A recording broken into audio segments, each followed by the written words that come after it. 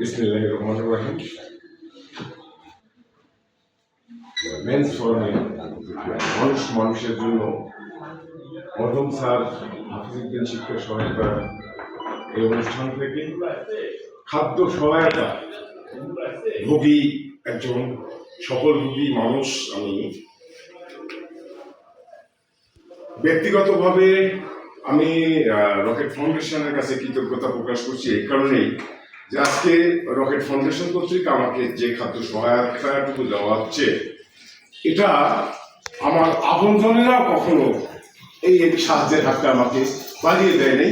তা না হলে এই ফাউন্ডেশনের এই সহায়তাটুকু না হলে হয়তো আমাকে অনাহারে অর্ধাহারে ঠুকে ঠুকে মারা যাওয়া। আমি এই জন্য রকেট ফাউন্ডেশনের কাছে চিরকৃতজ্ঞ।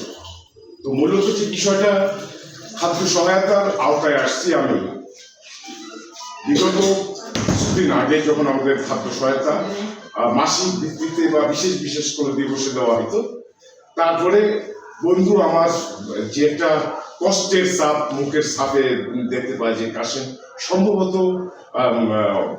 খুব কষ্টের উপরে জীবনযাপন করে। বন্ধু আমাকে ঠিক এই স্কুলের ওই দিকে হাত ধরে বললো, কাশেম তোমার কোনো সমস্যা? আমি শুধু বলছিলাম, দোস্ত আমার কোনো সমস্যা নেই, আমাকে একটু চাউল দাও। তো আমাকে একটু চাউল দাও আমি চেয়েছিলাম শুধু সেই দিনের জন্য যেদিন সে আমাকে বলেছিল। আমি মনে করেছিলাম যে আমাকে যদি সে আজকে চাউল দেয়, হয়তো ওই চাউলটুকু নিয়ে যে আজকে আমি খাবো। তো এই চাউলটাকে সে সম্প্রসারিত করে প্রথমে ধাপে ধাপে দিল, পরে পর্যায়ক্রমে আমার দাবির পরিপ্রেক্ষিতে এখন অন্যান্য সহায়তার মতো মাসিক ভিত্তিতে যে এই খাদ্য সহায়তা দিয়ে আসছে, এই জন্য আমি বন্ধুকে আমার অন্তরের অন্তঃস্থল থেকে ধন্যবাদ জানাই। তো এখানে আর একটি কথা না বললে নয়, মানুষের চাহিদার শেষ নেই, কিন্তু আমাদের সম্পদ সীমিত, যোগান সীমিত। একটি মানুষের আয় থেকে আমাদের এতগুলো পরিবারকে সে নিয়ন্ত্রণ করছে প্রবাস জীবন অবস্থান করাকালীন সময়ে। তো তার কাছে অতিরিক্ত চাওয়াটা আমি সমীচীন বলে মনে করি না, যার কারণে আমার এই খাদ্য সহায়তার পিছনে আমি তার কাছেই চিরকৃতজ্ঞ থাকবো। আমার সামান্য একটু আপত্তি তার কাছে থাকবে, যেহেতু খাদ্য সহায়তা আমার দাবির পরিপ্রেক্ষিতে নিয়ম মাফিক করা হয়েছে, অব্যাহত করা হয়েছে, মানে এটাকে কি বলবো, রেগুলারলি, যেটা এটা ভাষায় আমি প্রকাশ করতে পারতেছি না। তো এই যে খাদ্য সহায়তাটা পাচ্ছি, আমার ছেলেমেয়েরা খেয়ে উপকৃত হচ্ছে, এই জন্য আমরা তার জন্য হাত তুলে মহান সৃষ্টিকর্তার কাছে দোয়া করবো যেন আল্লাহ আমাদের চুলে যতগুলো চুল আছে মাথায়, এই চুল যতগুলো আছে তত বছর তত যুগ যেন আল্লাহ তাকে বাঁচিয়ে রাখে, এই অনুভূতি ব্যক্ত করছি। আর একটি কথা হচ্ছে, চাহিদার মধ্যে মানুষের যে মৌলিক চাহিদা, স্বাস্থ্য, শিক্ষা, বাসস্থান, আহার, খাদ্য, তো আমার একটা যেটা মৌলিক চাহিদা সেটা পূরণ হয়েছে, সেটা হলো খাদ্য সহায়তা। আমার শারীরিক সমস্যার কারণেও আমার আকস্মিকভাবে বিগত 23 সালের 13ই আগস্ট স্মরণীয় হয়ে আছে, এই সহায়তার পাশেও চিকিৎসা সহায়তা আমার শ্রদ্ধেয় চাচা এবং বন্ধুগণ শামুল হোসেন ভেন্ডার, আহমেদ আলী শাহ এবং সহ আরেকজন ছিল ডাক্তার ইকরামুল হক, তাদের সমন্বয়ে আমি চিকিৎসা পেয়েছি।